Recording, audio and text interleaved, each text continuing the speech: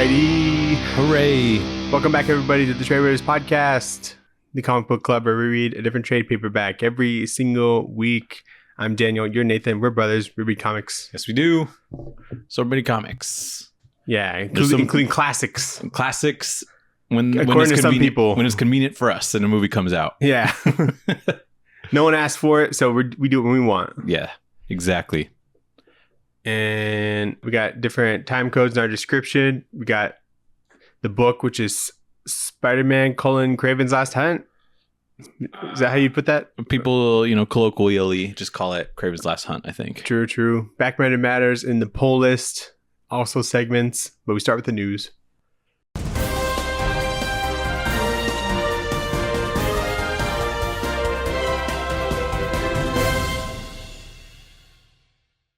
Yeah, screw the old shit, Daniel. We're here for the new shit. Yeah. That's what new stands for, actually. They abbreviated the last word. I'm like, old shit? You mean like the shit we read? Or No, Kraven. Yeah, Kraven Last Hunt, old shit. Yeah, fuck that. Yeah, this is the new shit. You know what's new, Daniel? What? Green Lantern Corps from Jeremy Adams. You rub your nose with your middle finger a lot like that, and I see it in the editing, and I'm like, was that to me? Yeah, fuck you. You're finally noticing. Is that for future me? for you to notice.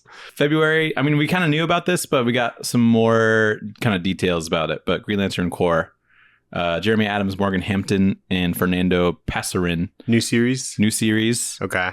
And not a part of the Absolute Universe. No. Okay. But it has to deal with, apparently, there's a fractured spectrum saga that's going on around this time. So that means they're going to kill them all.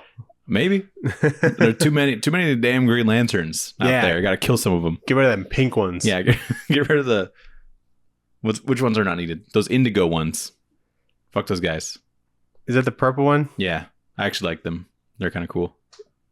Yeah. I think they're all kind of cool, to be fair. Mm-hmm. You just really need the blue ones and the red ones, I think. Yeah, blue and red are like top 3.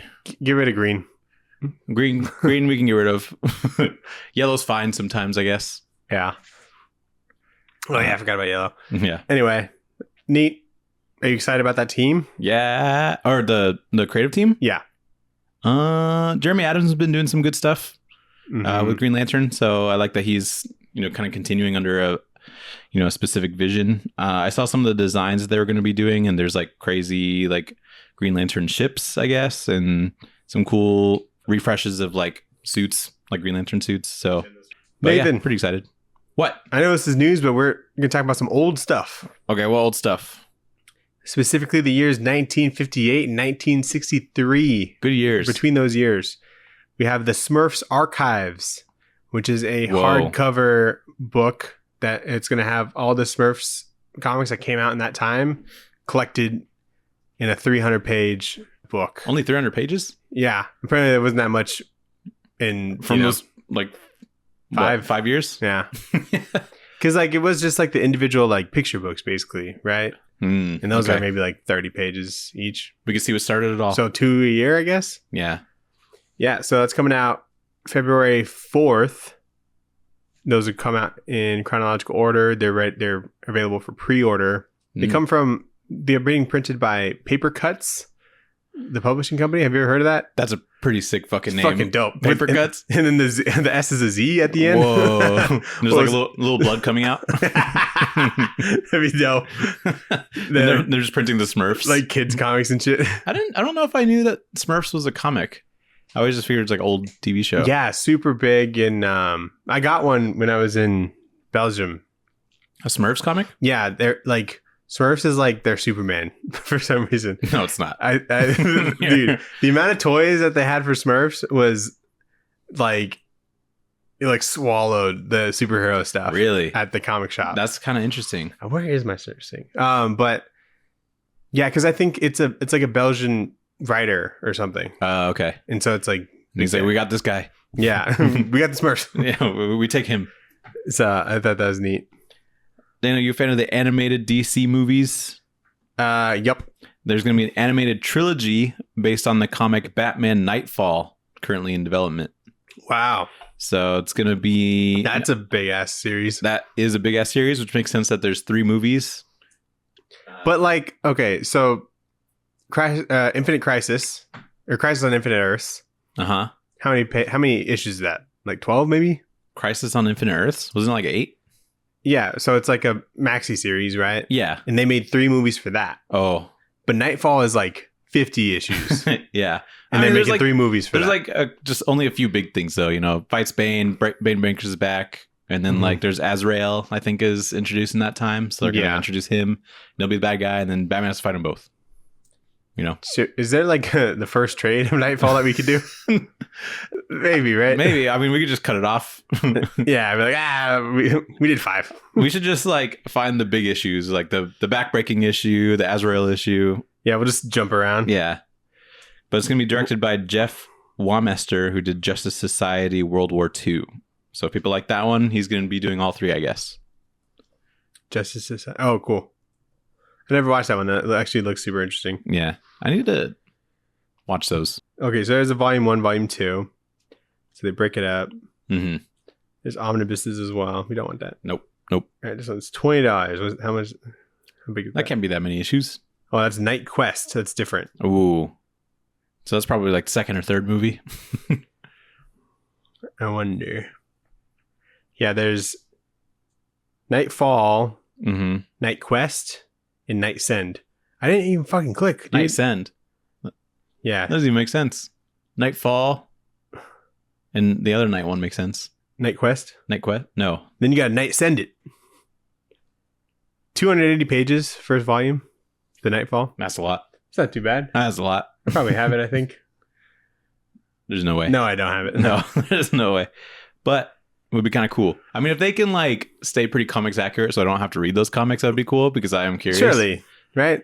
Probably, yeah. I think they typically try and stay, unless they're like clearly doing something completely different. So this is 9 issues, 10 issues. Nightfall? Yeah. And it's 280 pages? Yes. Nah, that's too much. So I guess they're breaking that up into 3 movies. Maybe.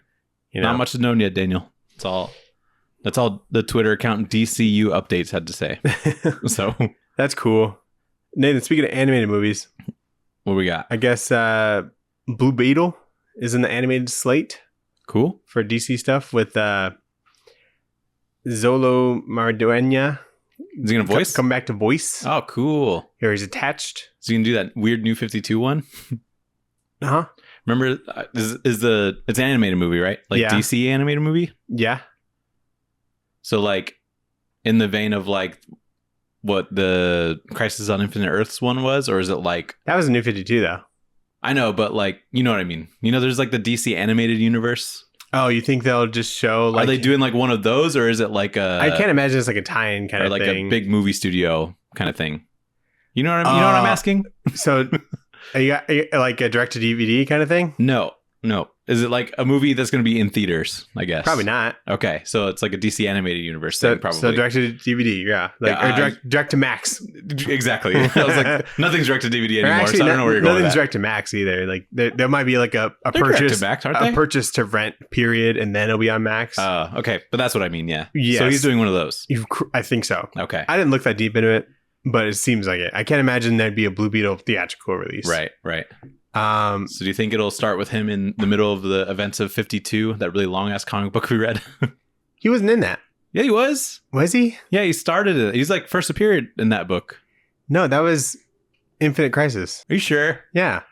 I'm going to look it up. Wow. I think you're wrong. It's like number 4 or something. Yeah, do you shake bet? I've never heard another shake bet. I think I'm right. Okay, shake bet. Shake at it. Okay. All right, we shook on the shake bet.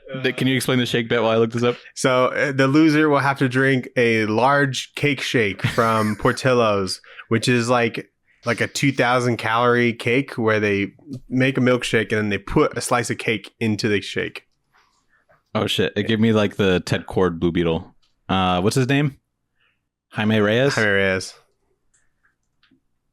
I think it's number 4. Oh, it is Infinite Crisis. Is it number 4? Number 3. You were wrong though. So it's like, fuck, dude. I could have sworn we read it at like during 52. This is great because your birthday episode, you'll have a cake shake to enjoy. Yeah, it'll be my birthday cake. Yeah, maybe that birthday cake flavor. Oh, that's miserable. I was waiting because we had a couple opportunities to bet, but I knew I was right about this one. Yeah, you went all in. Yeah, because I remember how it didn't seem that important. Because like he was the only one who could like see Brother Eye in space or some shit, but Batman needed him. Yeah, you are right. And that's how they. It was a weird modern comics reason why they needed him. Right. Fuck. And I don't even think he's in 52 at all. But just because he wouldn't have been because it was Infinite Crisis is after 52, I think. I don't think so, but no. Double down. Double down. 2 cake shakes. 2 cake No, I don't want to. You gotta be double fisted. No, I can't do that. Okay. Fuck. Nice. Man, this sucks. The scales have balanced. Shit, Anyway, they're going to after that shake, dude. Good stuff. What else you got? Dan, you like free comics? I love free comics. Well, good news for you. There's a free comic book day. Is that in May? First Saturday in May, but the companies are announcing what they're doing. So let me give you the rundown. What they're releasing? Yeah, what they're releasing. Okay. So Marvel, they're doing a Fantastic Four / Giant Size X-Men, written by Ryan North, Colin Kelly, Jackson Lansing, and Chip Zdarsky. Okay. With art by Humberto Ramos. Chip Zdarsky's doing some of the art. I think he's writing and drawing his own thing. Very cool. Which is cool. Iban Coelho and Edgar Delgado. So they're doing some cool stuff. IDW released what they're doing. That's probably what I'm most excited about. Because they are doing a Godzilla, The New Heroes comic for Free Comic Book Day. And it's going to have like a bunch of different teams doing like a small like Godzilla story. And it'll introduce readers to new characters, premiere new kaiju, and serve as the launching point for our new Godzilla continuity. Whoa. There's now a Godzilla line editor. A kaiju universe. A kaiju universe, dude. A continuity. What? What did you say? So say that again to the mic, please. They're building a world around Godzilla, and he's doing the King of Monsters. Kaijuity. Anyway, that's sick. There's a bunch of people that are be a part of it, so that's cool from IDW. But they're also doing a second Free Comic Book Day for IDW Dark, which is going to be their horror imprint that they're launching. Yeah, that'd be neat. So you're going to get previews of Beneath the Trees Where Nobody Sees, Rite of Spring, that sequel, 30 Days of Night, Falling Sun, and then 2 new books, Tuatha and Blood Honey. So they gave like, brief descriptions of those 2 new ones. Is that like a horror version of Blood Honey or of Gun Honey? No, I think it's the Winnie the Pooh one. Is it actually? No, it's not. That's neat. It says Blood Honey, gothic high school romance gone bad, and then it has like sword fights and shit. I don't know. And then Tuatha is a story about a young girl carrying a severed head across an Irish mythological landscape. Huh. So okay, pretty cool. I mean, I like that they're investing in like horror stuff. They had a bunch of stuff that they kind of teased down the line with like different properties. There's going to be a Quiet Place book pretty soon, but those ones are going to be part of Free Comic Book Day. Nice. So pretty exciting. Nathan, you like Wolverine? Yeah. You like Deadpool? Yeah. Well, we got a new series called Weapon X-Men. Okay. Coming February 19th. Have they never done that before? Weapon X-Men? Yeah. Have they not called a series that before? It seems... It's right there. It's right there. I've only seen like Weapon X. There's only 2 Weapon X-Men, right? Or is there like... Well... Is there another one? Isn't Sabretooth technically one? I don't know. I guess I'm not I sure. guess you get the X-23 in there, maybe. Yeah. But anyway, new book, featuring them two, off the back of the movie, written by Joe Casey and art by Chris Cross. Do you know Chris Cross? The hip hop group? Yeah. Yeah. Chris Cross to make you jump. Like that one? I don't know what you did, but I guess so. The rap group is coming in to do art. Let's go. That's awesome. Art team, probably smart. Weapon X-Men. Okay. Mm-hmm. That should be fun. Do you want $1 million? Sure. Well, you can win $1 million. Actually, I don't think you can directly, but Webtoon is doing a $1 million prize pool 2025 contest. So people at Webtoon, you know them. Mm-hmm. They do the Infinite Scroller comics, Lore Olympus, but they're on the hunt for the next big webcomic creator. And they've launched Webcomic Legends, a contest launching in March 2025. It has over $1 million in prizes, highlighting emerging talent on Webtoon. And there's going to be 40 different webcomics that will be awarded with cash prizes and the opportunity to join Webtoon Originals program. Isn't that kind of cool? Is this like a calling, Nathan? Should we make a comic? I think we need to make a comic. Gotta learn how to draw. Yeah, I gotta learn how to write. We gotta learn how to do both of them. Yeah, but we have until March, so that's plenty of time. Yeah, that's plenty of time to make a nice, impactful comic that'll win us $1 million, maybe. Definitely. We'll just start one. Yeah, and then if we get the $1 million, then we'll finish it. Then just do the comic. Oh, okay. So we just have to come up with a compelling premise. Right. Nice. I like that. So that's kind of cool. I like when Webtoon does shit. I feel like that seems like a smart thing. Yeah, they have a love for the game, and they're like, you know what? Give me all your good ideas, and then you can be an original for us because we lost Lore Olympus. So yeah, now we have nothing. They're like, oh shit, what are we gonna do? Like, yeah, they're riding that high for a while. Yeah, they were. What else you got? Yeah, you like Predator? I sure do. You like when Predator fights random Marvel heroes, especially when they have a loose association with an animal or insect. Yep. We got Predator versus Spider-Man coming. Let's go. We don't know when. We know it's going to be next year, but written by Ben Percy and Marcelo Fieria. Yeah, I think that's the same team that does the Black Panther one. Yeah.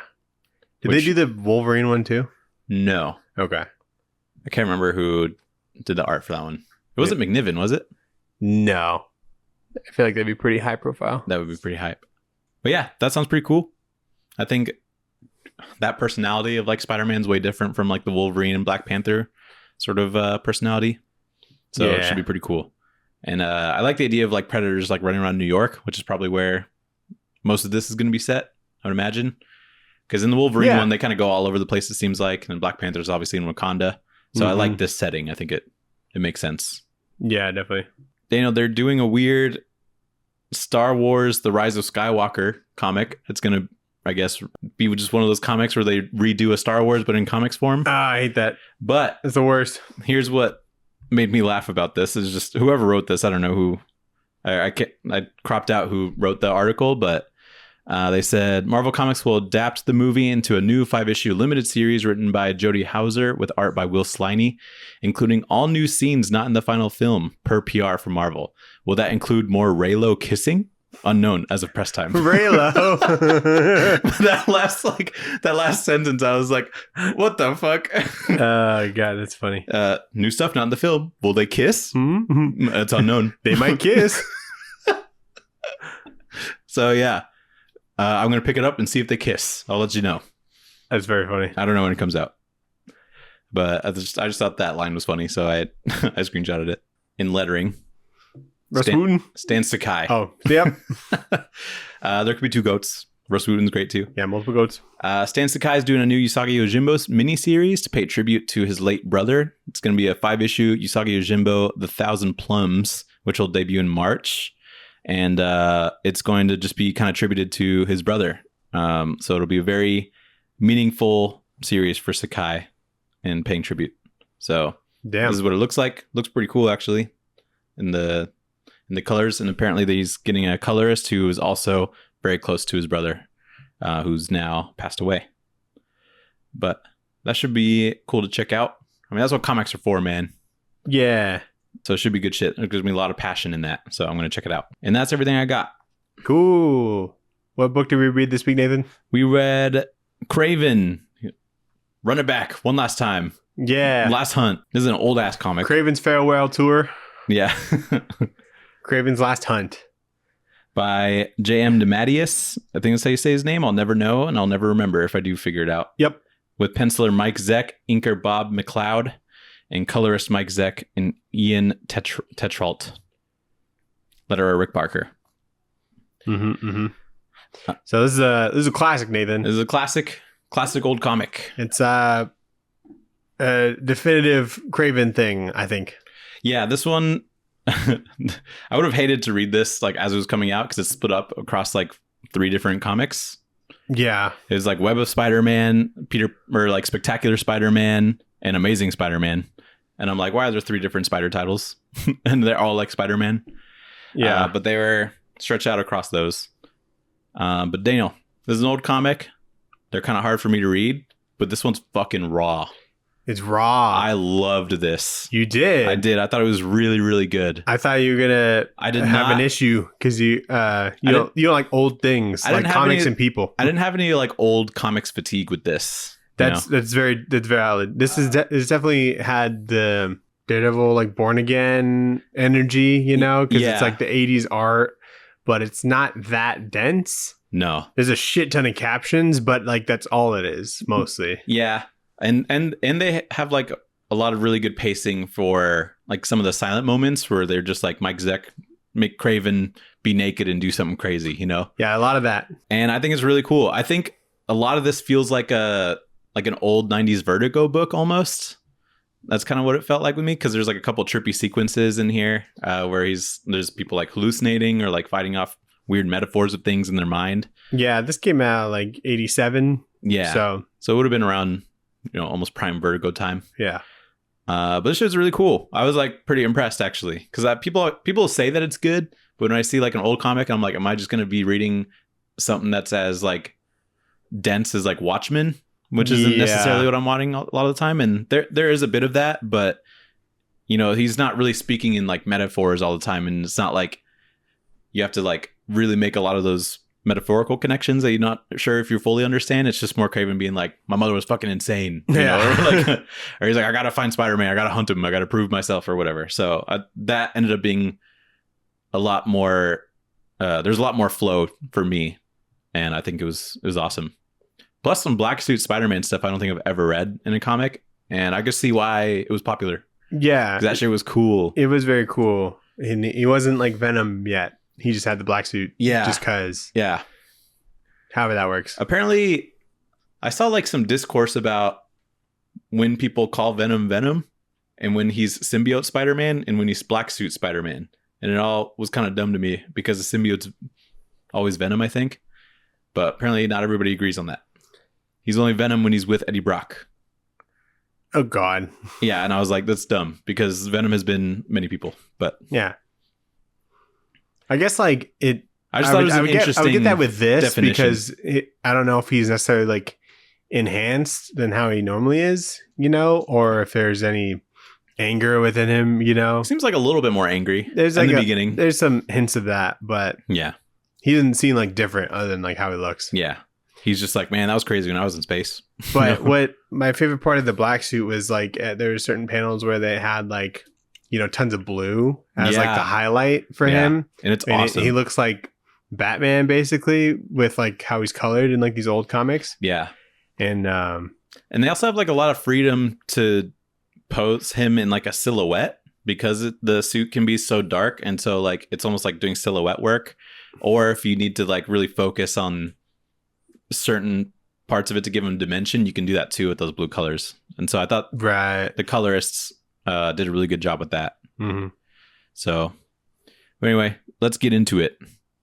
So it starts issue 1, or Web of Spider-Man 31. First page, Nathan. First page. Kraven the Hunter, he's naked. He's naked as hell, dude. Where's his meat at? I think he's bricked up. Or else we would be able, it's cold in there. Yeah.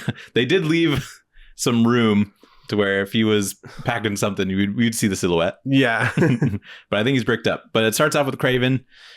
He's fighting off like trophy kills, I think. Like, I don't think these are live animals. Yeah, they're like stuffed. So he's like, let me look cool fighting these stuffed animals. And so, but then after that, he like comes to term with the fact that he's eventually going to die someday. And he's like, man, that's crazy. And he's like setting up his own funeral almost inside of his own home. He's got like a casket already, or a coffin.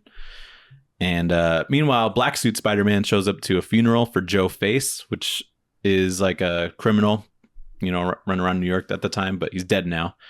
But that breaks into a fight, and he goes home after leaving some money for Joe Face because he still wanted him to have a good service, I guess. And when he goes home, he like thinks about his own mortality. And Ned's dead.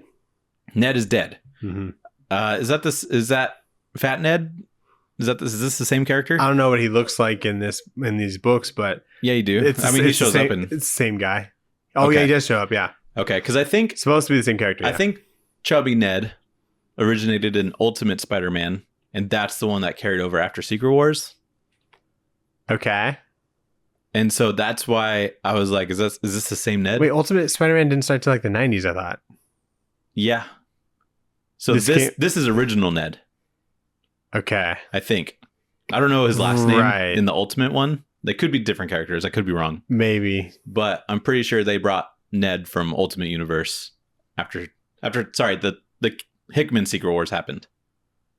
Oh. Yeah, okay. I see where you're confused with now. Okay. Yeah. I was like, This shit sucks, man. There's too much comics. We gotta stop for a little bit, you know? Let me catch up. yeah, I know. We got so many. Everybody hold on. I thought we'd be close by now. We're 250 I just fucking keep finding episodes more, in, and yeah. you can't remember there's 2 Secret Wars. So anyway, Black Suit Spider-Man's pretty cool. I like the action in this and just kind of seeing him like...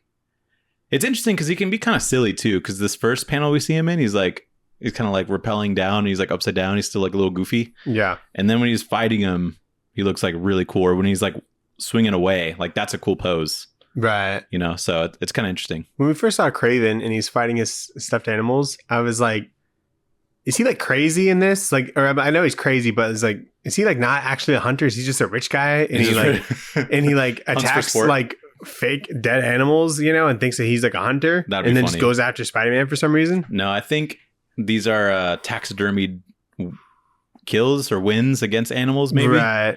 Or at least that's what I think in my head. My question is why does he have a black suit Spider-Man suit already? Like, where did he get that? Yeah, I don't know. That was weird. He just like has that. I thought he already. took it for a second. Yeah, because in this, point. and then I'm like, then why are there 2 suits? But he has it in the beginning. I guess he just made it. So, but Kraven starts preparing for his final battle, and he sits naked in a room with a bunch of spiders, and he kind of lets all the spiders crawl all over him as like a way of preparing for this battle. And he starts eating a bunch of them, which is insane. And then Peter wakes up from a nightmare of a similar situation of spiders crawling all over him, and he goes on a little swing to clear his head. And he feels like he's being followed, and he's suddenly attacked by Kraven, who's shooting like a bunch of drugged darts at him. And yeah, this is like one of the pages where I'm like, this feels like some Vertigo shit. Yeah, like the pacing of it's really cool because we have these like really small panels to start off with, and it builds up this like just insane situation where Kraven is naked again, loves to be naked when he's doing this shit. What's happening? Yeah, and he starts eating fucking spiders. So like this dude is fucking raw. It's really awesome. Yeah. And Peter Parker wears whitey tighties. Yeah, he does wear whitey tighties canonically. I don't know why he's married to Mary Jane here. Yeah. But he's sleeping alone in this bed, which seems like it's different from where he lives with Mary Jane. Didn't she have like boxes, like they're just moving in or something? Maybe that's what it was. I can't remember. But they're sleeping separately in this situation for some reason. A little weird. Maybe something's going on with their marriage. Did you notice that like around like this point, there's like 2 captions for each person? Yeah, it seems like I think a big theme of this book is like getting over your fears, kind of. Okay. And I think I think each character, Kraven and Spider-Man, have like a brighter caption.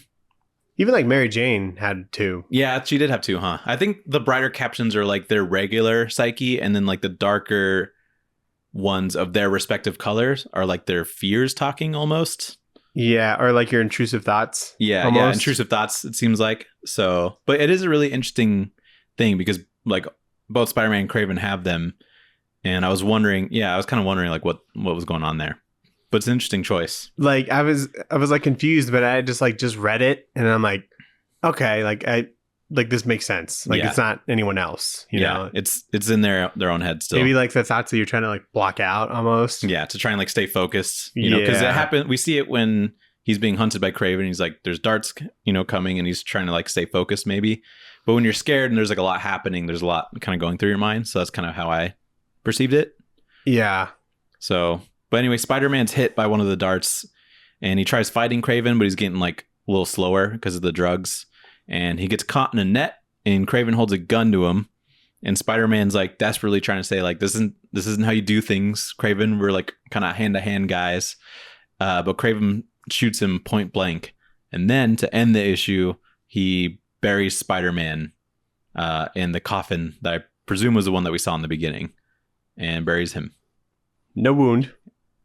Yeah, we don't see any wound in the spider suit, which is interesting. But maybe he patched it up real quick. I like how Kraven's like so crazy that like he's like mourning Spider-Man, and then he's like sad, and then he's like, yeah, I did it. He's like, this is a sad moment, but I did it. The thing about Kraven, the way he's drawn in the 80s, it's like way too sexy. He's so sexy. I'm like, he's like, or he's way too slutty. Actually, he's got the slutty's a better word. He's got the biggest teeth, big teeth, like very masked teeth. Yeah, very the masked teeth, and he's like very happy with himself a lot of the time. Like when he's crazy and like smiling, it's you really get that sort of insanity feeling.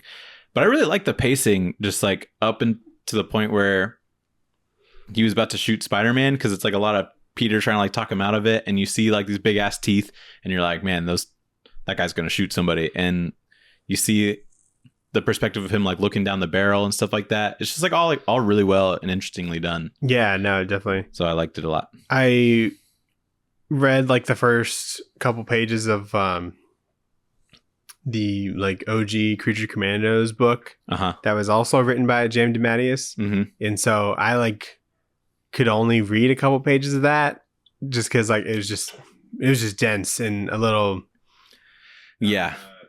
exposition heavy. And so when I came to this and I saw that he wrote it, I was like, ooh. Yeah, he was cooking in this one. I think I've read a fair amount of James DeMatteis stuff, but like none of it's anything I can really recall.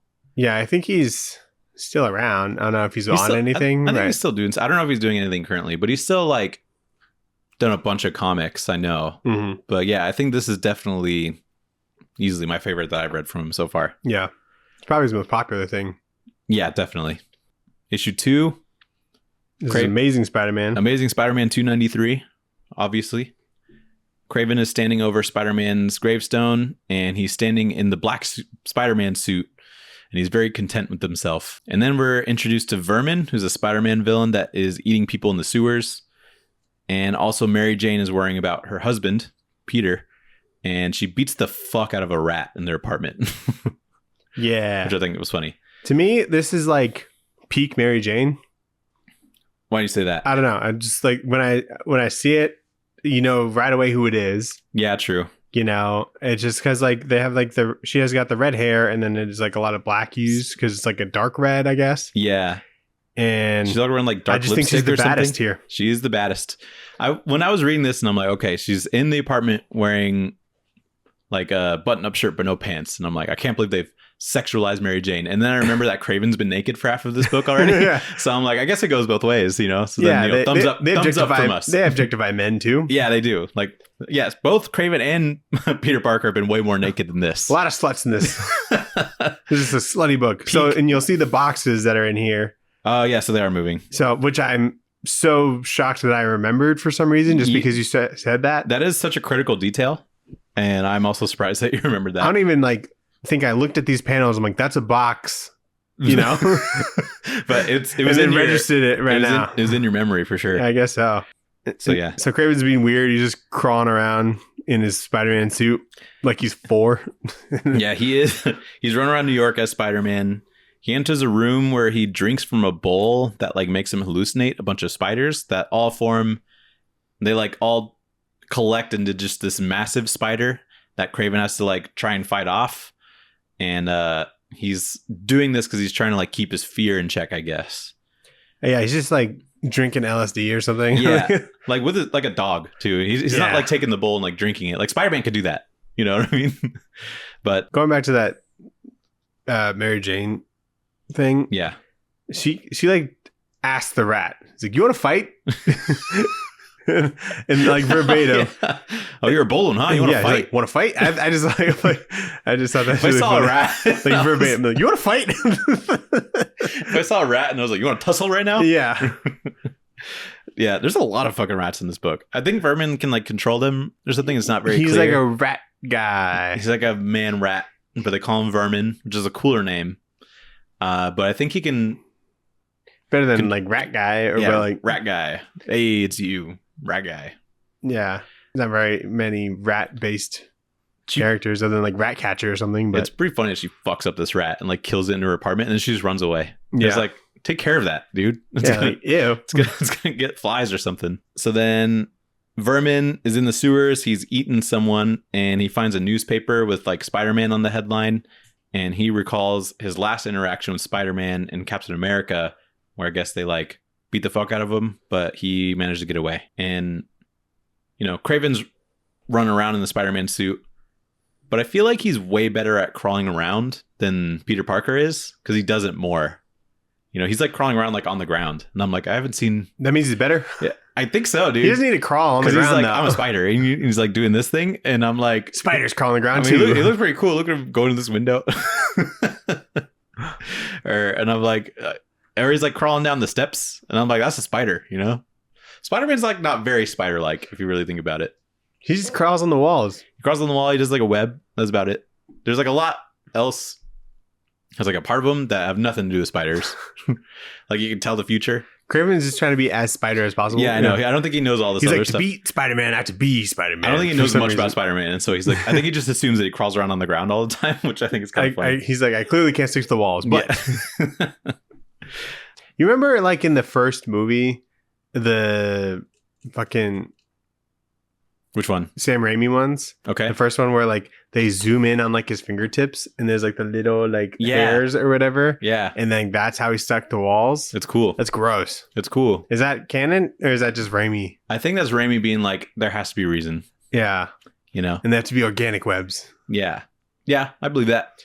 I don't know why I just thought of that, but... You'd think that if he has those, it'd be miserable for anybody to like shake his hand, you know?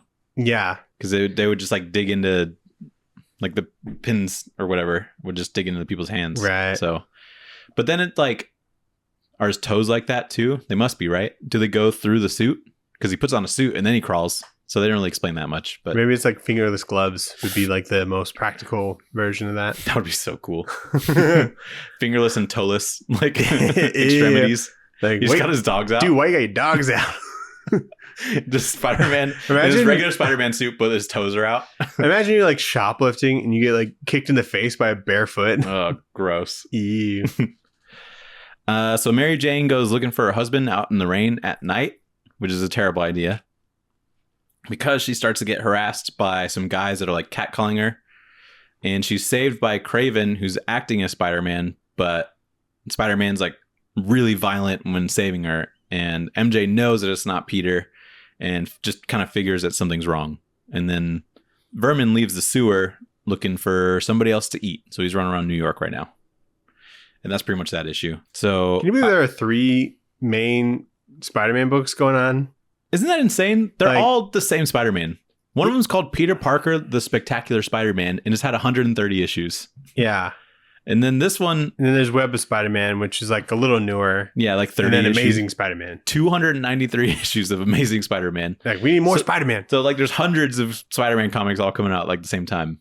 And then they're like, oh, you just want to read one? Surprise. You got to read all 3 now. 6-part series. Can you imagine if you were, like, just loyal to Web of Spider-Man and you just get part 1 and part 4 of this? Yeah. It'd be insane. I think Web of Spider-Man is a cool name for a book. It is. I feel like I've only just they cooked with that one. Like heard about it recently, you know, but I love the first page of this next one.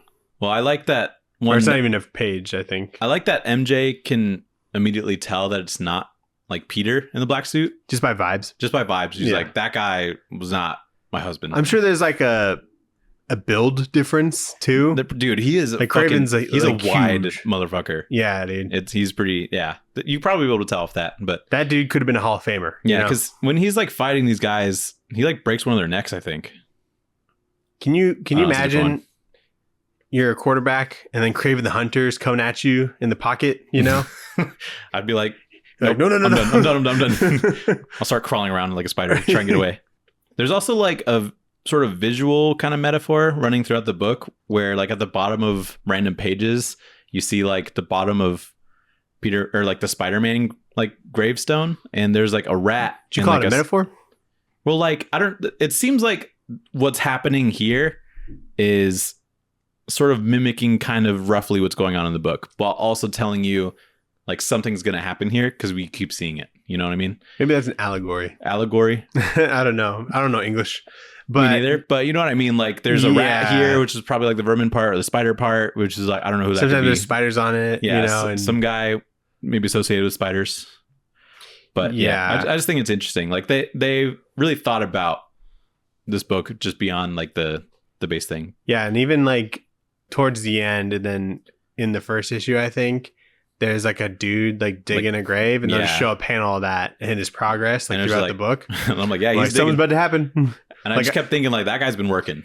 Yeah, you know how long it'll take to dig a hole by yourself that'll fit a coffin? Like 2 days. It took me like a week probably. Like I think we knew what was like gonna happen like going into this, but that's just because we know. But it's almost cool like that. It's like, but if you're just reading this, you're like, who the fuck is this guy? And the name Kraven's Last Hunt, I'm like, what's gonna happen? Yeah. And so it's just cool how they worked that in. Mm-hmm. But yeah, beginning of issue 3. This is one of the cooler pages. Yeah, just Kraven being a black suit Spider-Man.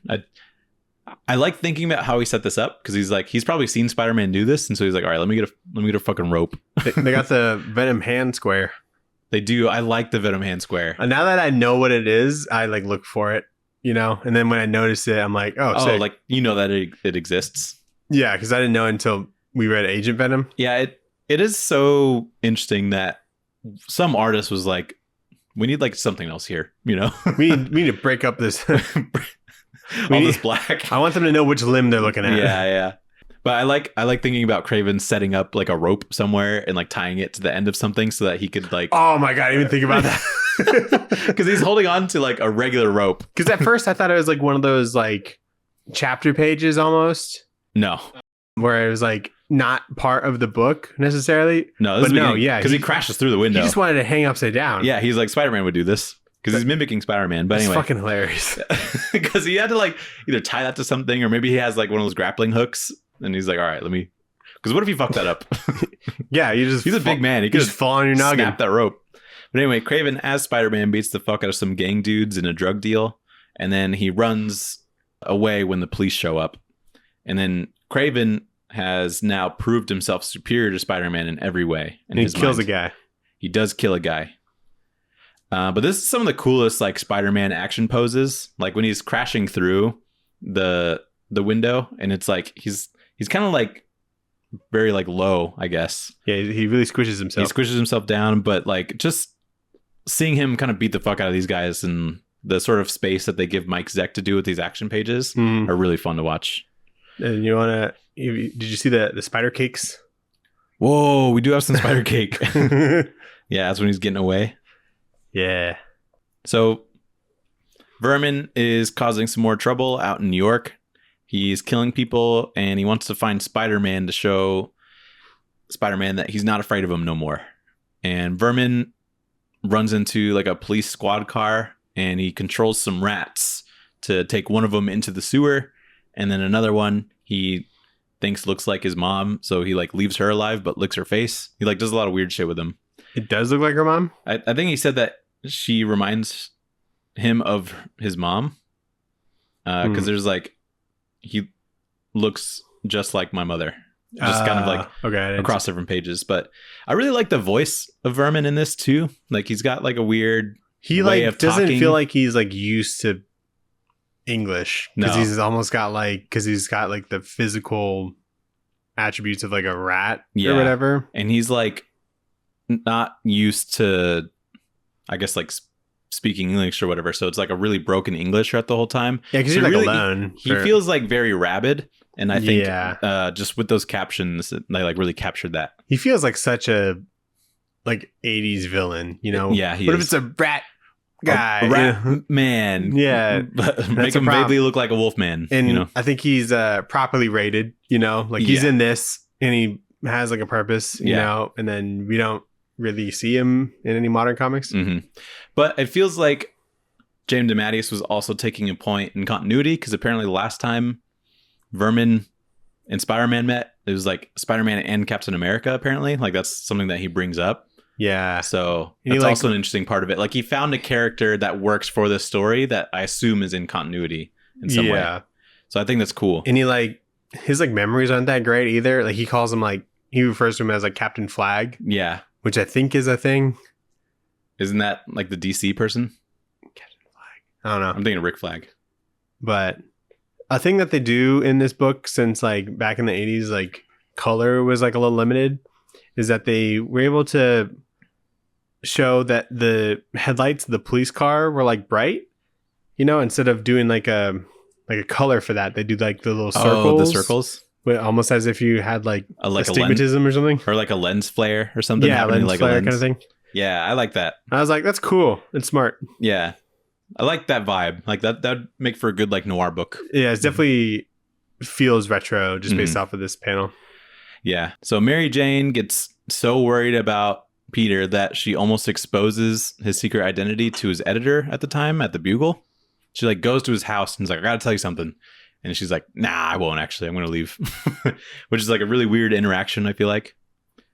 And then Kraven keeps a rat hostage at his place, trying to lure Vermin in so that he can finally be the best version of Spider-Man by taking down one of his villains. Is that how he lures him? He just like, you can hear the rat or something? I think he has heard about Vermin from the newspapers or something and is like, let me trap a rat.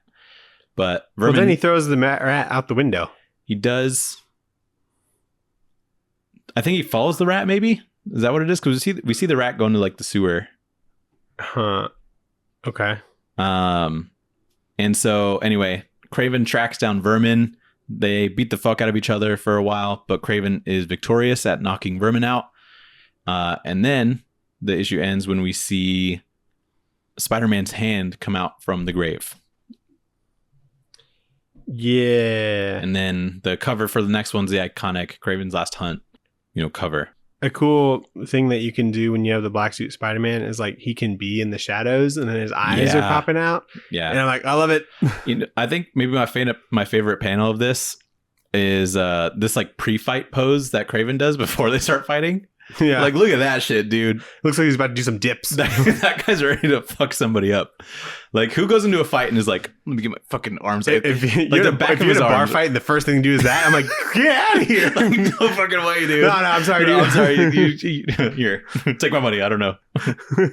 Like, that is such... He's about to thrust at me. It's such a low squat. Yeah. And such high arms. It's like, who thinks that? Like, I think what makes this book successful is definitely the Mike Zeck art. Because it's just so fun to look at. Yeah. But yeah, I also like that he can just find like a corner with like not a lot of light and he could just like hide in there. Because he's presumably like sticking to the wall. He does a lot of Batman, hiding in the shadow kind of thing. Yeah. But it's really cool. And this fight also is like really, it's so easy to follow and it's like very like dynamic, I feel like. Because there's this scene where we see him like grab onto a pipe and then he like kicks Vermin after that, but then when Vermin bites him, he like accidentally rips part of the pipes off, and so like there's just a very like flowy scene that we see happen, and it's like very easy to follow. Yeah, no, it's super solid. So it's very, very well thought out. But yeah, issue 4. I thought he killed Vermin. I'm like, what was the point of that? No, I guess they just knocked him out, and he like. But I like that it was or something. But... I like that it was a tough fight because this is somebody that Spider-Man and Captain America weren't able to like pin down, I guess, last time that they fought each other. Yeah. So the fact that Kraven by himself is able to do it is very telling. Mm-hmm. So issue 4, Peter is in like a white void and he's like kind of sitting in silence, which is interrupted. He's naked in the void. Naked in the void. You don't take your clothes to the void, to heaven, to limbo. Limbo or purgatory. Yeah, purgatory. You're just completely naked in whatever state you're in, I guess. So the silence is interrupted by... But Ned's got clothes. His recently killed friend, Ned. Yeah, that would be kind of funny if he was naked too, though. He's like, Ned? Oh my God. And he's like looking at his meat. But Peter, Peter's like, Ned, I thought you were dead. And then Ned's like, oh yeah. And he decomposes like right in front of Peter, which is really freaky. And then Peter himself... He's just like a pile of shit. Yeah. Peter himself then turns into a spider and he's like crawling down a tunnel. And he's being hunted by like dark creatures that ends up killing the spider. But then Peter Parker kind of breaks out from the corpse of the spider that he just was. It's icky. And he's kind of like embracing himself as Peter Parker and not the spider, I think, in this sort of sequence. And after he remembers and relives getting shot by Kraven, Spider-Man bursts out from the grave. I was thinking about this. I'm like, I think there's... Because you're in a coffin and then there's dirt on top of you. It's impossible to get out. It is impossible? Yeah, I thought I think saw there's like a Mythbusters. Yeah, I think there's like a trick to it. I'm like, what's the trick? You can do it. Yeah, I think The only way I think is if you're like pushing dirt down to the bottom so that you can like maybe find some way to like get out. You got to pack as much into the coffin as possible. Maybe if it's like wet enough, but also at the same time, if it's wet, it'll be harder to get out. Because I feel like it's always raining at this grave. In this fucking comic, it's always raining. It's never not raining, I'm pretty sure. Very rainy time. Good vibes, yeah. But this is like my favorite That'd make sequence. it like heavier though, too. It would make it heavier. But I guess like but softer to like move the dirt around. Yeah. So I don't know. I'll have to look it up. I'm sure Mythbusters have done it. I think that's where I knew it's like pretty much impossible. Because like, because how did Buried end? The movie Buried? Did you watch that? The movie Barry? Yeah, Buried. Oh, Buried. Oh, he dies. He does? Yeah. Because he tries to get out? No, there's like a snake that finds his way in, I think, and that creates a hole, and he starts getting buried or like buried alive. And then he's on the phone with somebody. He's like, we found it. We're getting you out. And then it was just like the wrong place. And then he just dies. Oh, good ending. And so like he's on the phone with like the detective or whatever. And when he realizes it's not the right one, he just has to like be on the phone with this detective as he dies. Damn. Fucking wild. You watched that movie? I did. Why? I don't know. I was in high school, so it was a long time ago. But I remember that sequence. I was like, fuck, dude, he was right there. No. it was like an hour and a half of just looking at this guy. Just in the thing. I actually thought it was like pretty solid for the time. It's probably not as good if I were to go back and rewatch it. Yeah. But interesting premise. But anyway, this sequence is like, I think really impressive. Just especially seeing Ned like slowly decompose was pretty cool. But then just like the crazy trippy stuff that's happening and Peter's crawling his fucking way out of like a spider. And I guess he was in there for like 2 weeks. Yeah. And then like just this reliving over and over, getting shot by Kraven. Like it's all very unexpectedly dark stuff for a Spider-Man comic. Yeah. So I really like it. And just like this, you know, I think him coming out of the spider is like him reevaluating. Like he's like, he's being born. I'm not the spider, you know, I'm Peter Parker, you know, kind of deal. So yeah, I think that part's cool. Also, this absolutely electric splash page of him coming out of the grave. Like I think hard.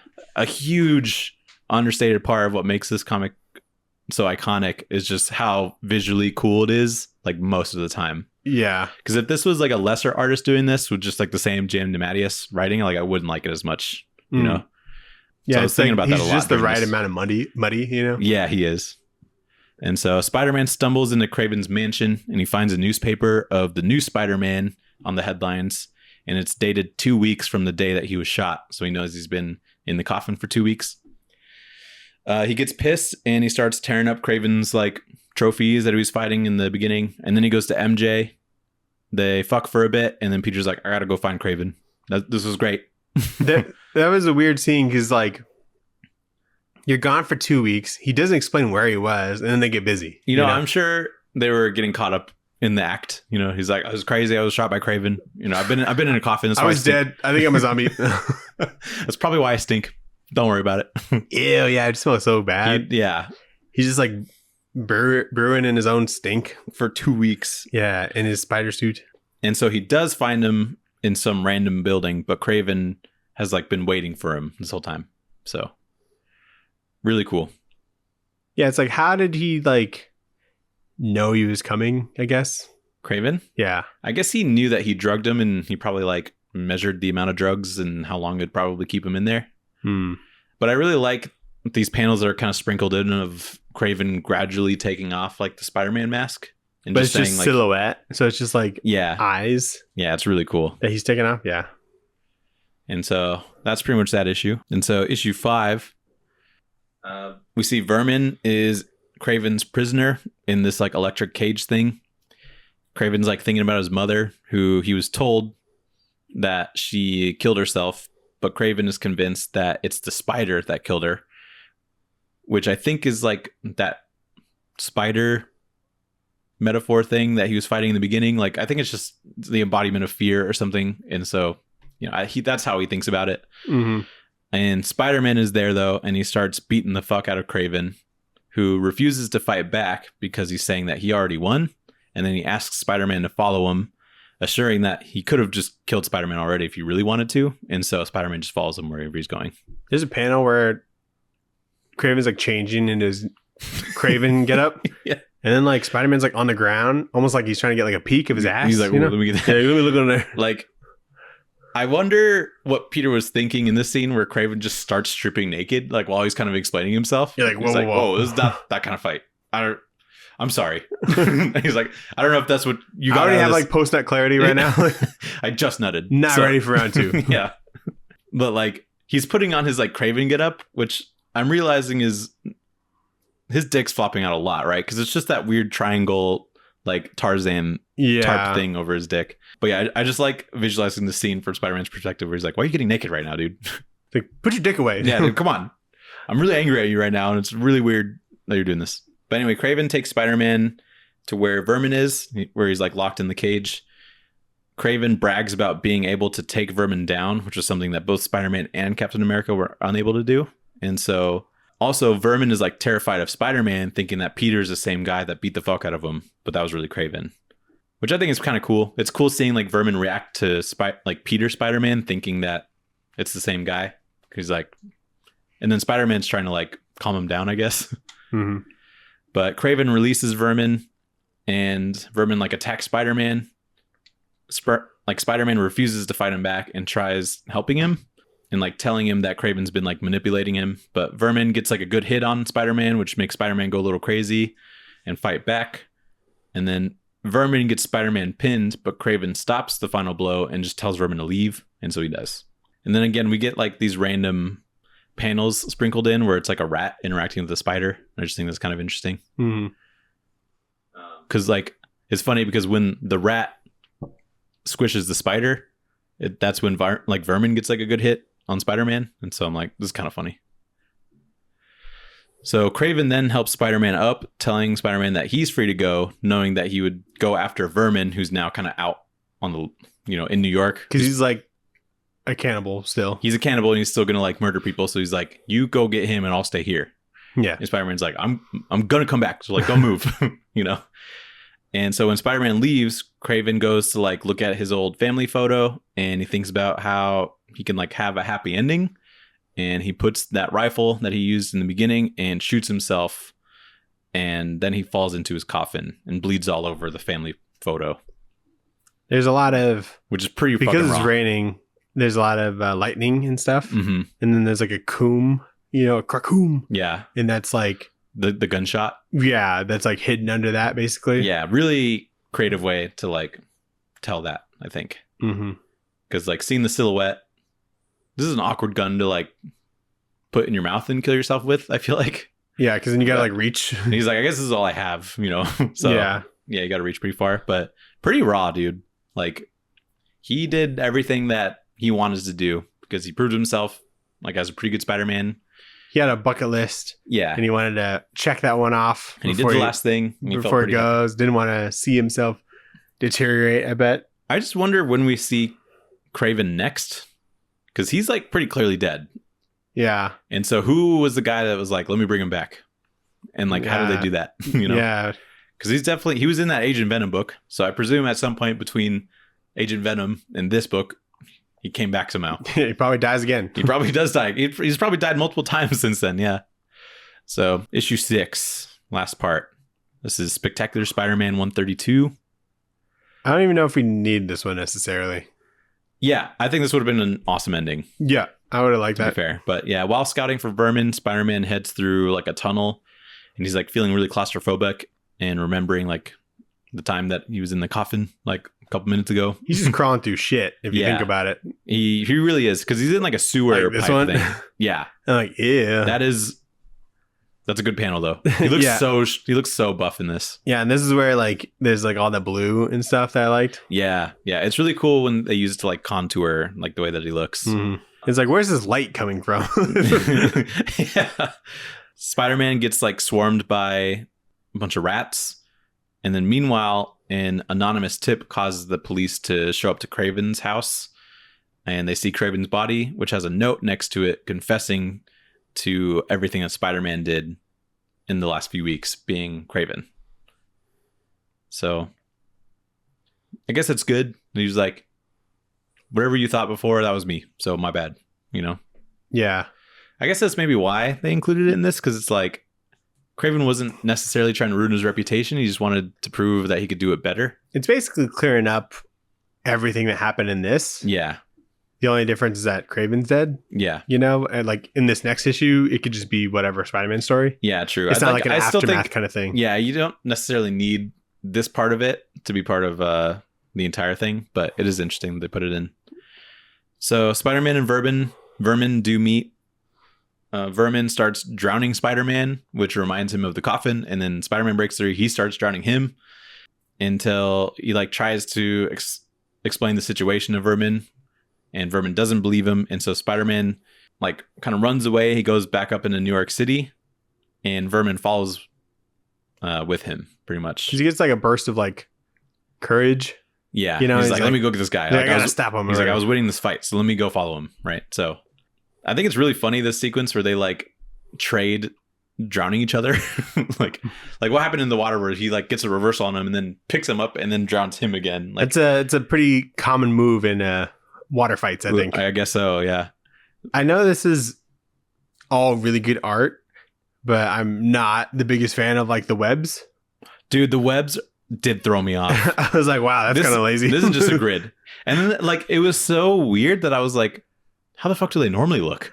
Yeah, I'm like, like I couldn't remember like what good webs look like for this kind of web. I just immediately go to like Todd McFarlane webs, you know, which is like unfair comparison. Those are insanely detailed, yeah. Right. But I'm looking at like this where he's kind of pinned him down and it looks like he's just put like Velcro straps or something on him. Like a little net on him kind of thing. And so I do agree. That's the one thing that he choked, I think. I like it fits with like the rest of the art. Like it's not insanely detailed, you know, and it would be super tedious to do more. Yeah. And webs just aren't like a big part of this story. Yeah. But this is like the one time where I was like, oh, wow. I do like this use of almost like negative space or like the dark negative space where he's like in the corner in the shadows. Yeah. But like I can tell he's doing like this. You know what I mean? Yeah, yeah. Like you only see like the eyes, the logo, and like the right hand, but I could tell what pose he's doing on that wall. Yeah. Which is pretty cool. So Spider-Man rescues Vermin from almost being run over by some New York traffic. And then he swings right to where there are like some cops that are just ready to take him in, I guess. Yeah, I'm like, well, that's convenient. Yeah, he's like, oh, here's some cops there. Like, you take them. Yeah, like he like just got out of there, and there just happens to be cops exactly where they were. Yeah, I don't know. Like he didn't plan this, so maybe he was just swinging around until he found some cops. And so Spider-Man tells Vermin like, I know Mr. Fantastic. He's gonna help you out. Promise. And so then he leaves. Is nice. Yeah, I guess so. And then with everything over, Spider-Man goes back to MJ and hella stinky. He's very stinky. He's been running around in shit and like crawling around in it. Drowned in sewer water. He was covered by rats at one point. But MJ's happy to see him. And then Kraven's men, I guess, bury him in the cemetery where Spider-Man was.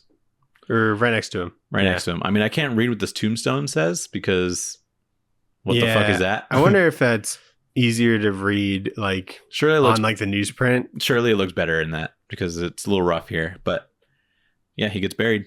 And that's how it ends. Pretty fucking cool. So... Yeah.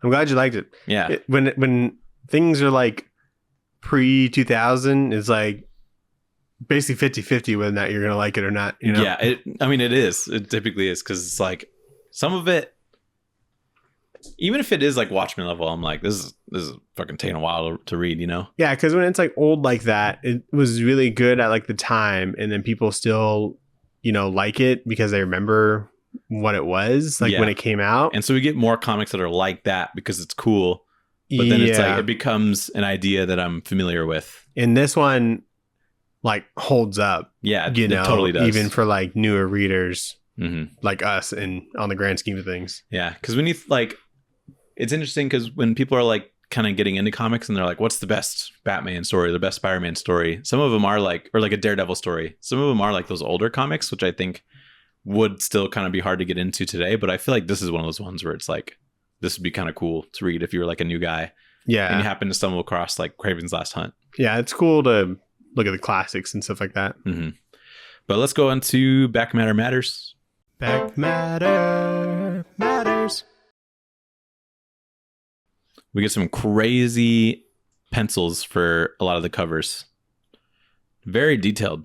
Did they use all these covers? I don't think they used this first one. Yeah, like that's pretty cool. No, actually, I think they did. Yeah, I can't remember. Yeah, all of these are the actual covers. For sure. And so for each of the 6 issues, we get them, and then we get... Dude, inking must have been like so easy, like when it's Mike Zeck on pencils. Yeah. I'm like, it's basically there. You just got to make it darker. Yeah, pretty much. I really like seeing the pencils for like that really iconic one, because it's actually surprisingly clear. Like, even what's with happening. like the rain and shit. Because it's like dark clouds above him, rain raining down on him, a bunch of mud under him, but it's all like there's all very distinct like pieces of and there's this. like texture to the dirt. Yeah. You know? And so that just is kind of a testament to how good Mike Zeck is. Mm-hmm. And then some pages, some of the more important ones we see the pencils for. One of my favorite ones is seeing the spider page where he's eating a bunch of spiders, but also this one where there's like a shirtless Kraven where he's like particularly wide in it for some reason. Let me find it again. Oh, this one. Such a small panel, but in that corner of this one here where he's just like shirtless and he's kind of doing like a power stance. Mm-hmm. But there's a lot of pages here, which is cool. And then we see the original trade paperback cover for Kraven's Last Hunt. Pretty cool. Yep. Super cool. What did you rate this book, Daniel? And I rated the Spider-Man web shooter that we had as kids. Ooh. You know, where you load in that like spray paint bottle onto your wrist. What was that? It was like it was like a glove too, and then it's got like a little like lever thing that would go on your hand. And what would they call that? That was like crazy spray or something? Crazy foam? Silly string? Silly string, yeah. Yeah. That was a good toy. Yeah, fucking messy, but very fucking messy. And then when you get to the end, and just like be like, you know, and it just it just spat. Yeah, then it would be like I need more webs. You really felt the struggle of like Spider-Man and his web shooters. Oh, fuck him out already. Like I need to fight the Sinister Six. Like this is how he felt in Spider-Man 2, where it's like, you know. I always like when I watched that movie, I just remember the Spider-Man video games where you could run out of webs. It was really fucking annoying. You ran out of webs in the game? Yeah, there's one of the games where... How'd you get more? It's like it regenerates, but you have to be on a rooftop and just wait there for a little bit for the blue bar to like fill up again, and then you could just like start swinging. Oh, it sounds like a nightmare. It was terrible. And then they fixed it in the Spider-Man 2 video. I think the first one is where... I remember the first one, you could fall off buildings. Like you could only be on buildings, so you couldn't go to the ground. It was that one, I think. But then the second one, they made it like a lot better, and you could just be on the ground. Yeah. And that's where they had like the pizza like missions. Yeah, and that pizza song. I don't remember the pizza song. Dude, you might have heard it because I think it's the sound on TikTok as well. Like thinking about like the current Spider-Man games, and if like there was like a web limit, it'd be a nightmare because it's like actually New York or whatever. Yeah, listen to this.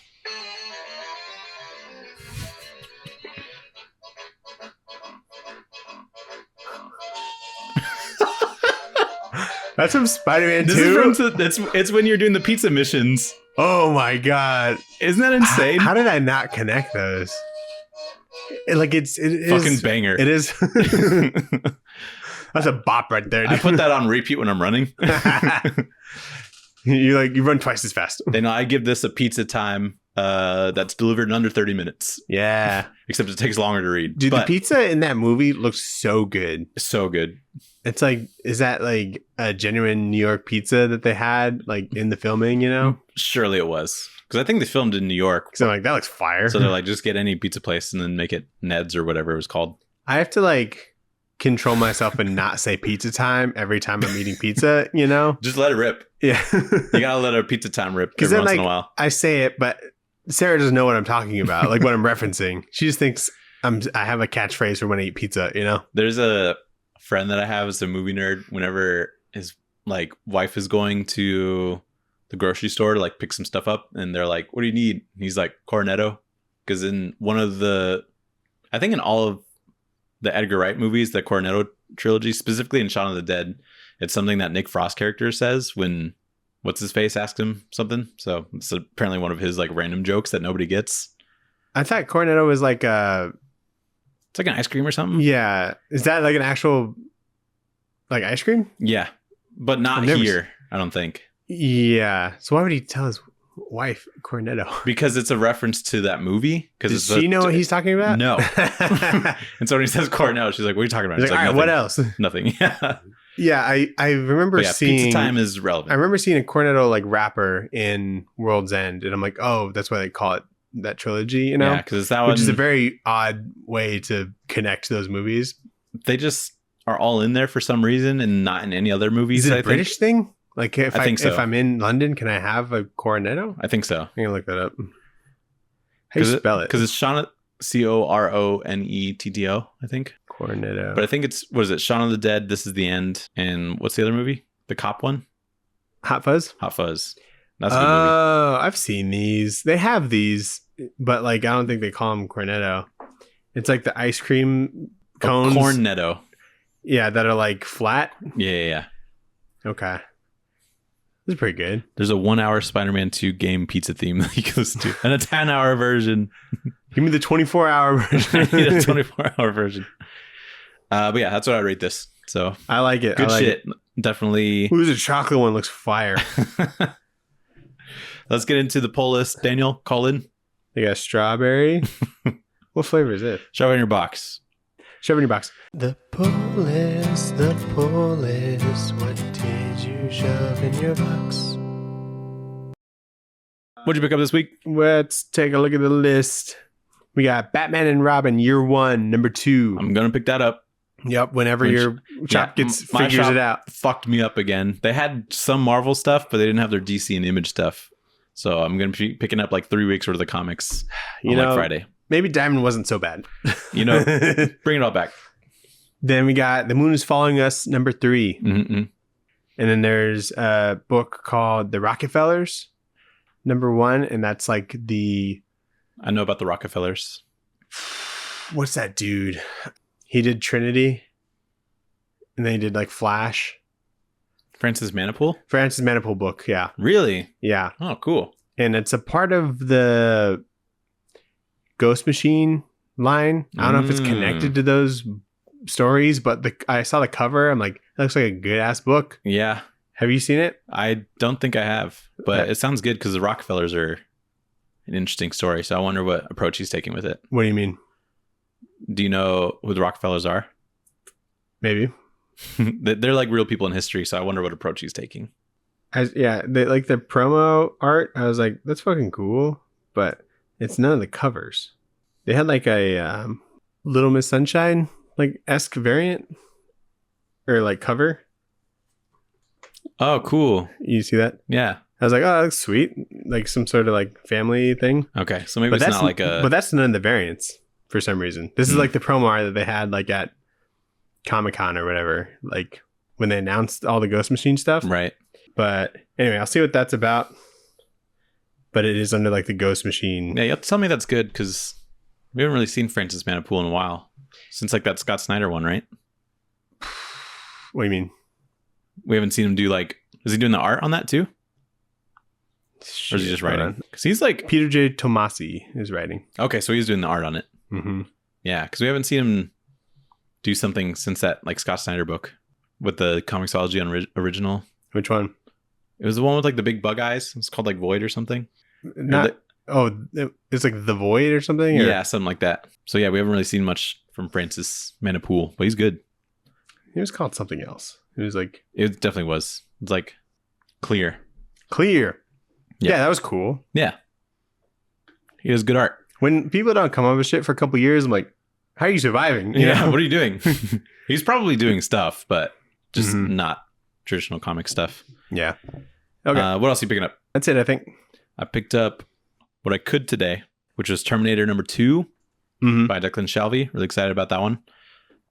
Ultimate X-Men number 9 and Uncanny X-Men number 5. That was all I could pick up this week. Better than nothing, I guess. Yeah, true. I was able to pick up something. But yeah, I'll be able to pick up my normal DC stuff. Hopefully Absolute Superman. Oh, yeah. Absolute Batman number 2. Dude, you haven't had that for a minute. Yeah, it's been like 2 weeks. Damn. Okay. But apparently it's all coming and it'll all be there. We'll see. Yeah. Did you read anything? Yeah, I finished Zatanna, Bring Down the House. Oh, it's done. With number 5, yeah. Okay. It's awesome. I really enjoyed that book all the way through. Sweet. which is cool because I figured this one wasn't going to be like as funky and crazy as the rest of them because they have to like wrap up a lot of stuff. Yeah. But I think they did it really well. And it's definitely like a grand finale, like artwork wise as well, because they do a lot of really crazy different styles because of the situation that they're put in. Nice. So I really, really enjoyed that book a lot. Sweet. Which is cool. I also read Power Fantasy number 3. Nice. Which I gave you to read because you're waiting for me to buy it, I guess. Yeah. I think number 4 is out already. Maybe. Or maybe it came out today. But I think maybe. I was like going into this one and I was like, I don't know if I'll continue with this, but let me give number 3 a read. And it was like the easiest read of all of them. Oh. Which is cool. I mean, it's only like a couple issues left, right? I don't know. I didn't know if it was like ongoing or what. I think it's like a mini series, which seems weird because I feel like it lends itself to be the pacing of it feels like it could be ongoing, and I'd be like, that makes sense. Yeah, like it could be like, you know, Wicked and Divine. Yeah, but 6 issues. Oh, okay. So finished in February. All right. Well, I like it so far. Like I read this one and I was like, that was like I was pleasantly surprised. Yeah, number 4 comes out today. I'm still kind of confused on the dynamic of some of those god people. But this one's kind of like an origin of Etienne and like what he was like as a kid. Etienne. Oh, wait, no. Okay. So the first trade is the first 5 issues. Okay. But it'll continue with number 6 the following month. Gotcha. So this is a cool release schedule because it's like 1 a month and then the trade comes out the following month after 5 and then 6 comes out the following month. So there's like a gap month almost. For the trade. Yeah. Yeah, for the trade. Which I like like that. Which is how it should be, I think. That's a good system because you could read the trade and be like, this is sick. Because that could be a really cool hardcover if it's Totally. like a deluxe, you know? Mm-hmm. So, and I'm sure with like how popular it's been, it'll go for a while. Yeah. But this one was, I think, pretty compelling. And there's like a wild cliffhanger. Okay. Where I was like, even I was like, that's unexpected. Like, what the fuck happened there? Sweet. So I liked it. Nice. I also read The Moon is Following Us, number 2. Yeah, I meant to read that one, but It's great. There's actually a lot of Dana Warren Johnson in this. nice. Which is cool. I mean, it's a lot of like explaining like why things are the way they are, which they do pretty quickly. Right. And no spoilers, but there is a page where there's both Dana Warren Johnson art and the other dude. Need help? Yeah. Riley Rossmo? Riley Rossmo art. There's like a page where it's both of their art on there. And Wonder how they paid for that. Yeah, half a page rate. So it was pretty cool. That's neat. It was like a splash page of both Are they of their sticking with like the DWJ on the real world stuff? Mhm. Okay. Yeah, it's like setting wise, like Dana Warren Johnson on the real world stuff, and then Riley Rossmo on the dream stuff. Nice. So I really like that too. Mm-hmm. That guy's just a banger. He's like He is a banger. He is a banger. He always cooks Yeah. with anything he does. So I like it. Nice. And then I read the Moon Knight Fist of Khonshu number 1 because I had it, and I was like, I said I was going to give it a shot, and it's fine. Yeah.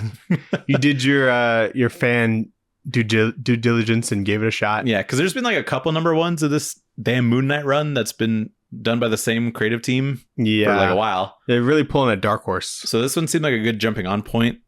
And when I was reading it, and I was like, nothing's really changed from when I was reading the book like 2 years ago. Wow. And so I might pick up number 2.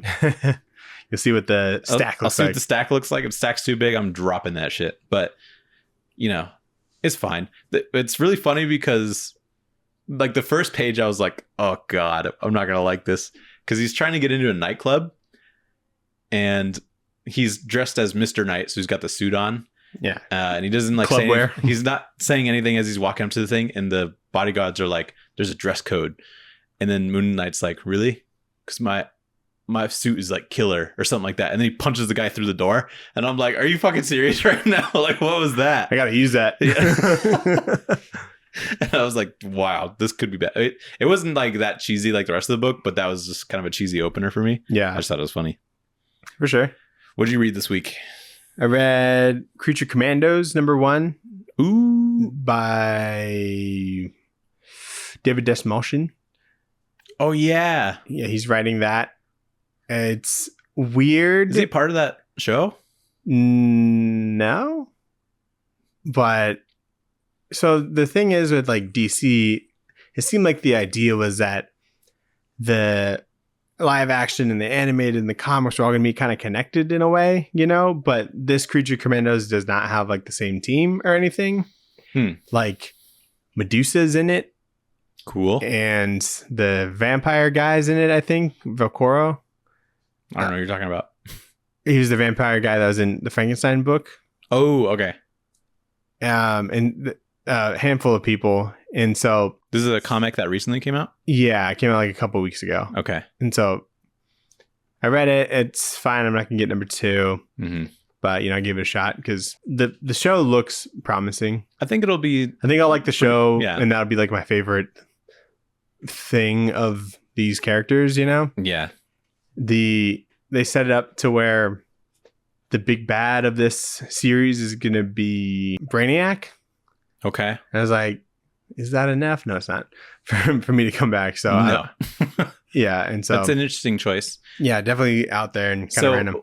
I mean, I know we haven't seen the show yet, but since it's like a different cast of characters, is this like a different era of Creature Commandos that they're trying to like make context around? Because I could see that how there would be value in that, making almost like a prequel comic for the thing that you're coming out with. But perhaps maybe that can set it up. I didn't really look into what it was. If I knew it was a prequel, I might be more inclined to, like, if it is a prequel, I'd be more inclined to read more of it. But yeah, I'm just gonna pass on that one. Yeah, that's fair. Stacks are a little heavy recently.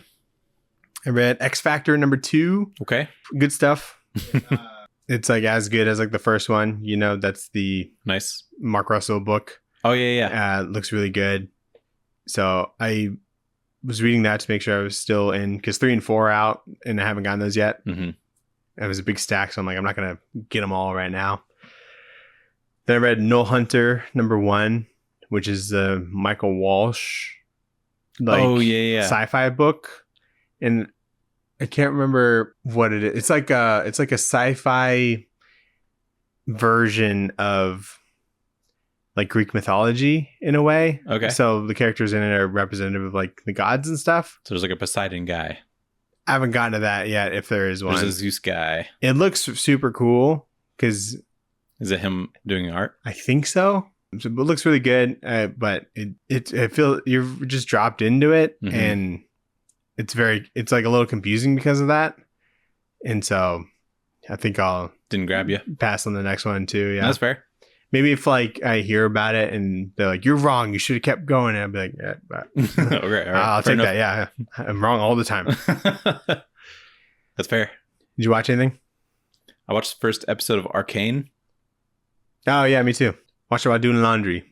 I watched it doing nothing else. I might have been eating, but Sophie's really into what's going on in this new season.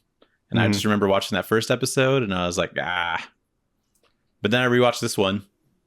The first episode of the first season? Yeah. Okay. So I've seen that episode twice now, but I enjoyed it a lot more the second time, I think. Because I was like, this animation is actually really cool. And I like the design of like the guards or whatever. Yeah, animation's cool. It's like, there's something there.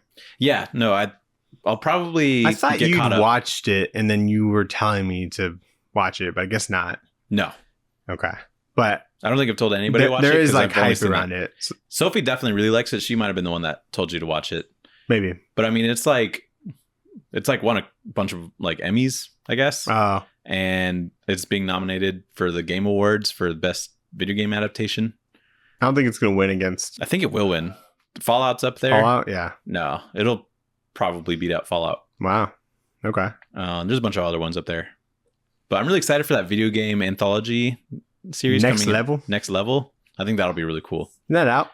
I think it comes out in December, so it's probably out next week for when this comes out. Okay. Like December 10th or something. That's probably right. But I think the Warhammer one's going to be like the coolest one. For sure. Just putting that out there. I'll probably like it the most. Yeah. Because I've seen like Warhammer fan animations and it's fucking wild. Fan animations? Yeah. Like they do a really good job with just like making shit look cool. So I think that'll be cool in that show. Sweet. But yeah, I like Arcane. I'll probably catch up on it once we're done with Daredevil, which we're on the 3rd season now. Ooh. So pretty cool. Good season. Second season was like a lot weaker than what I remember. I don't remember a lot about the second season. After Punisher goes to jail, that was kind of like season, them trying to figure out what's going on with the hand. and then they're like, we can bring people back from the fucking dead. And then the beginning of the season 3 is after the Defenders TV show, and it just starts with him in the church. Him in like the church, but he's like, he starts in like this really trippy sequence where he's being buried by a building that was collapsing on him. Mm-hmm. And Elektra, who had just died the episode before in this, is like back alive, and they're kissing each other when the building collapses on him. And I'm like, oh my God, I forgot about all this. So, so I like paused it, and I was like, let me just tell you, whoa. It was because they don't explain it at all. They're like, oh man, that was crazy when Elektra came back for that season of television. There's no recap? No. I mean, there's like memories that Daredevil has, and then he's just like, man, I'm angry now. Yeah. So that's a bummer. It is.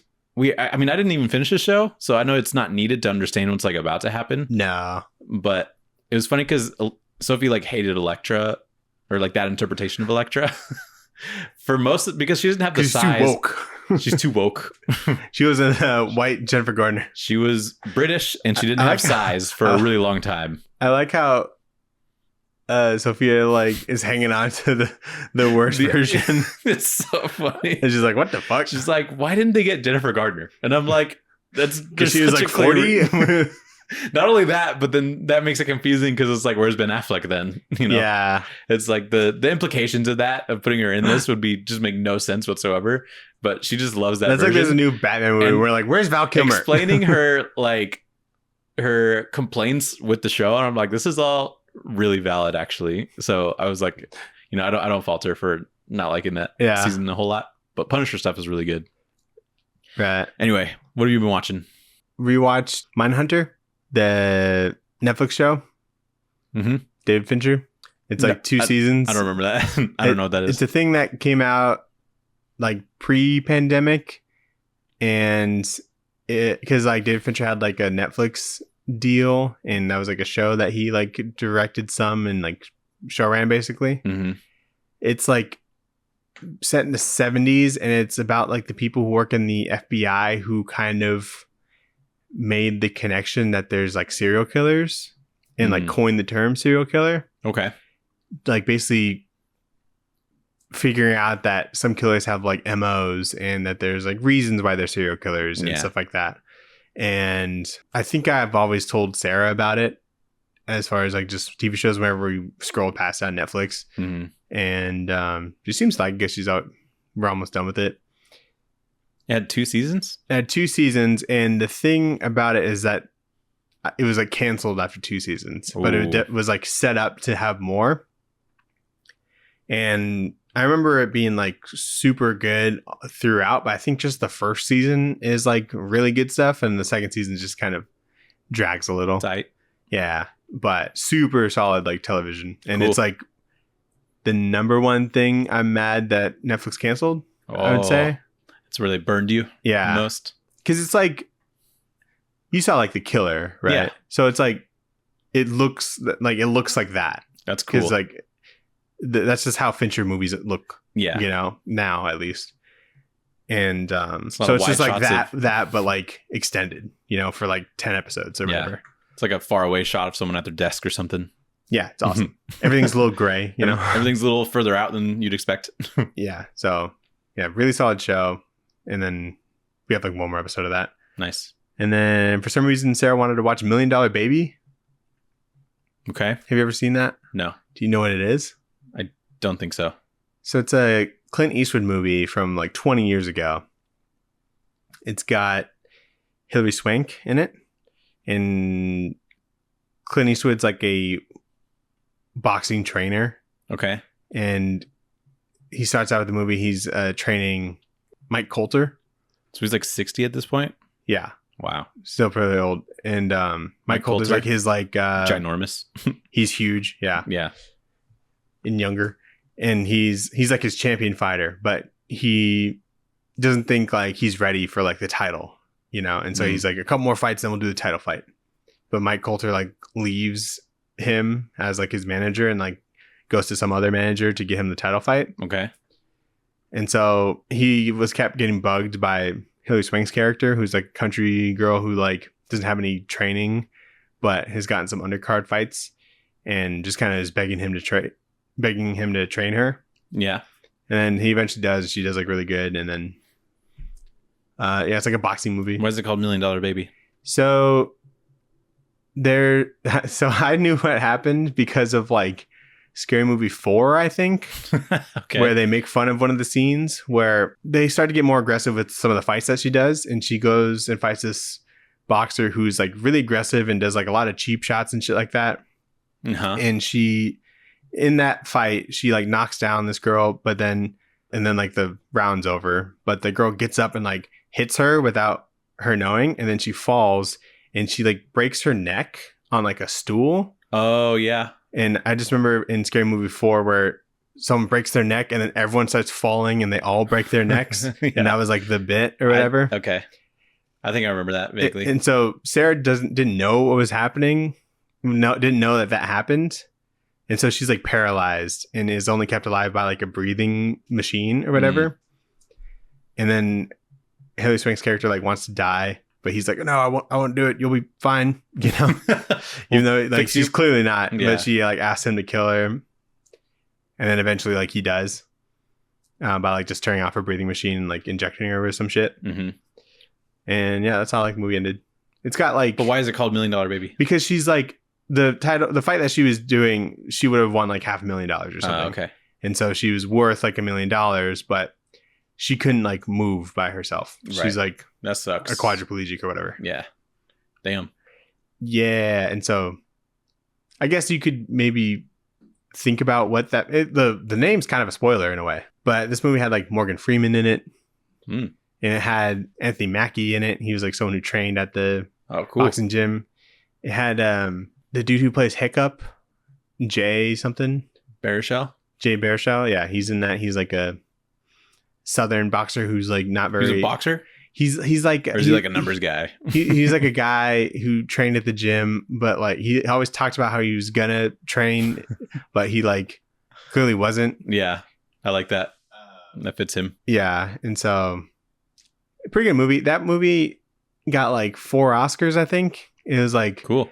Best actor, best director, best movie of that year. I'm like, damn, this must have been like kind of a shitty year for movies because it was like good, but I'm not gonna like rewatch it because it was fair. Like really sad at the end. Yeah, you know. So spoilers for this 20-year-old movie. People just liked being sad in a movie back then. Yeah, cool. Yeah, pretty good, I guess, if you want to watch that. Yeah. It was like something I always like knew about but never watched, you know? I think it was a cool movie to watch, like if you're like into boxing for that weekend, you know? But there's definitely better boxing movies. Yeah. Anyway, Nathan, what are we going to read next week? What are we going to read next week?